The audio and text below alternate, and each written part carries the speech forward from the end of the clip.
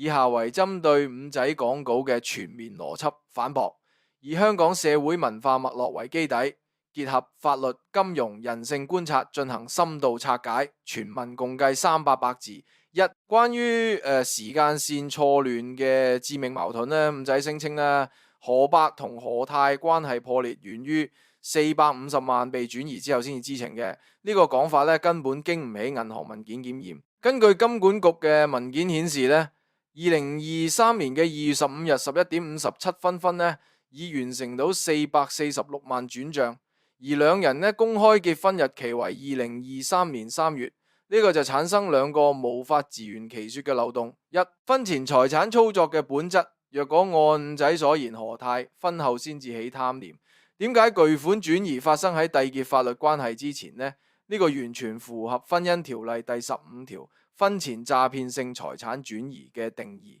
銀行記錄咧顯示何伯咧喺婚前咧已經主動咧係配合資金操作，所謂被騙咧根本係事後建構嘅敘事陷阱。二、定期存款罰款計算嘅專業打臉，五仔聲稱提前解約被扣30萬，實質根據恒生銀行2023年港元定期條款，半年期存款提前解約最高罰息為本金3%，以450萬計算，理論最高罰款僅13.5萬，同所謂扣30萬存在16.5萬差距。呢種數字魔術無非係為掩蓋資金流向異常。二、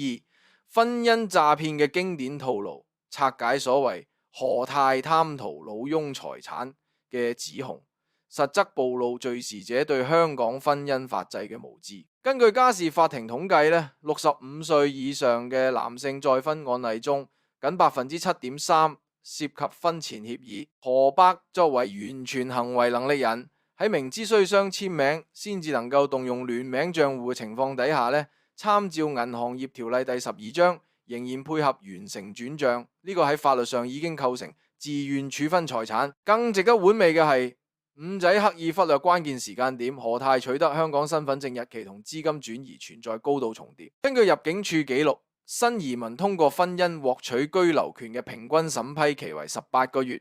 而何伯案中咧，從結婚到取得身份僅用9個月。咁呢種特快通道咧，係咪符合入境條例第24條真實婚姻關係嘅要件？咁答案呢，就已經寫喺保安局2022年打擊假結婚專案組嘅報告裏邊。三、法律責任嘅認知謬誤，五仔聲稱啦，何太可能面臨7年刑期，呢個完全混淆刑事罪行條例唔同罪行嘅構成要件。一、傷人罪同謀殺罪嘅關鍵差異。根據現場錄音，哎呀可痛啊嘅聲紋分析，若無預謀且使用隨手取得嘅水果刀，最多構成侵害人身罪條例第19條，意圖造成身體嚴重傷害，刑期上限3年。要構成謀殺，必須證明有預謀且使用致命武器，而摺疊水果刀喺司法實踐中極少被認定為致命武器。參照 HK 沙 V Chan Fuki 2018 HKCFA 32。教唆罪嘅舉證困境，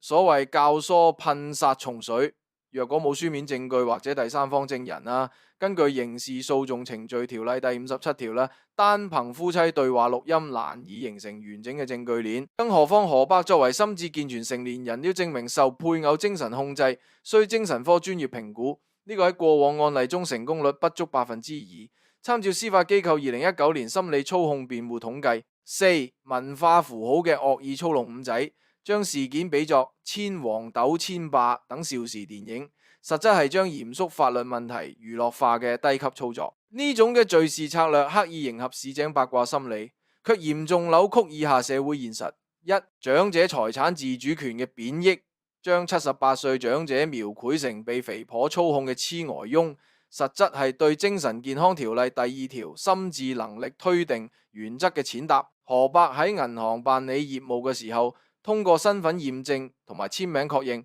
法律上已經默認其行為能力。事後以老懵懂推諉責任，根本係侮辱司法制度。二、新移民污名化嘅慣用手法，反覆強調咧，內地農民配偶未離婚等未經證實傳聞咧，完全違反種族歧視條例第4章基於身份嘅中傷條款。根據平等機會委員會2023年投訴統計啊，類似含沙射影嘅網絡言論已經構成46%嘅歧視案件來源。五、金融操作嘅專業打臉所謂銀行行政失誤導致資金流失嘅講法，暴露敘事者對香港金融監管嘅無知。一、聯名賬戶操作規範啊，根據金管局賬戶操作指引第7.2條咧，聯名賬戶若果未特別註明雙簽要求咧，任一持有人可獨立處分資產。何伯喺開戶嘅時候咧，未選擇雙簽限制嘅，事後追究銀行嘅責任純屬無理取鬧。二、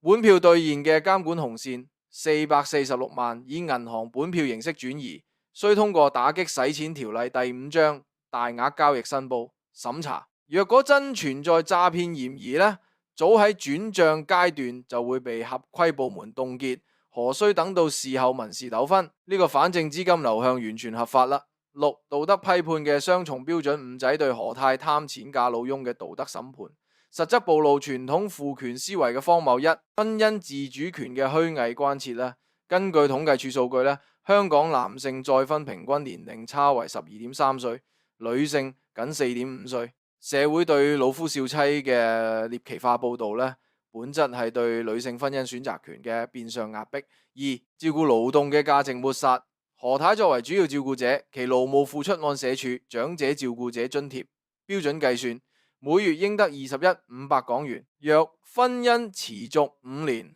合理補償應達129萬。所謂騙取450萬，根本係無視照顧經濟學嘅陳腐觀念。七、傳媒倫理嘅集體墮落，東張西望等節目嘅處理方式，已違反電視通用業務守則第9章公平處理爭議原則。一、未審先判嘅媒體公審，喺司法程序未啟動前公開銀行文件細節，同埋未經馬賽克嘅簽名，涉嫌違反個人資料私隱條例第64條。2021年陳同佳案已經確立媒體不得替代法庭原則，本案報道明顯越界。二、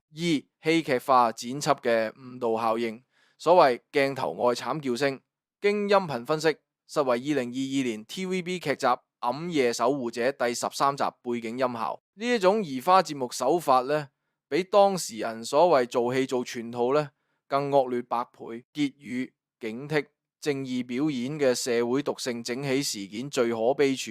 在於全民陷入道德獵巫嘅狂歡而不自知。從銀行轉賬細節到法律要件，多數評論者根本無意釐清真相，只想喺貪錢不辜 VS 痴呆港翁嘅廉價劇本中獲取道德優越感。咁呢種集體心智嘅退化呢，比任何個別嘅婚姻騙局呢更加值得警惕。當我哋嘲笑何伯老懵懂嘅時候，係咪諗過自己亦都喺度俾更精密嘅網絡演算法操控？所謂花生友嘅來笑聲當中埋葬嘅，正係香港最後一絲理性思辨嘅能力。